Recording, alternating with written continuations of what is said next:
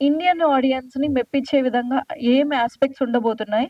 ఎంతవరకు ఇండియన్ ఆడియన్స్‌ని అలరించబోతుంది ఈ మూవీ? సో ఇది ఆస్ట్రేలియాలో జరిగే కథ అయినా కూడా స్టోరీ ఆరిజిన్ అంతా కూడా ఇండియన్, మన తెలుగు అనమాట అండి. ఇక్కడ నుంచి కథ అక్కడికి వెళ్తుంది ట్రావెల్ అయ్యి. సో కథ అంతా అక్కడ జరుగుతుంది అనమాట. సో ట్రైలర్లో చూపించాం కదా, హీరోకి ఒక ప్రాబ్లం ఉంది, హీరోయిన్కి ఒక ప్రాబ్లం ఉంది, and they involved with something with that. And the story ఇక్కడ నుంచి ఆరిజిన్ అయ్యి అక్కడికి కాల్ ఎక్కడి నుంచి వచ్చిందంటే ఆస్ట్రేలియా నుంచి అంటాడు, టప్ అని ఆపాం.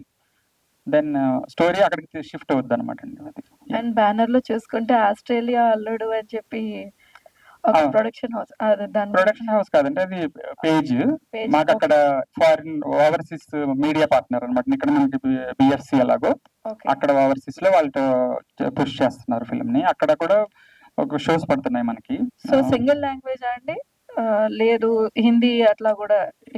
పాయింట్ మనం ఫస్ట్ తెలుగు అండి, అంటే నేను తెలుగులో చేసిన తర్వాత ఇఫ్ గాడ్స్ గ్రేస్ నేను మిగిలిన లాంగ్వేజ్కి వస్తుంది మూవీ.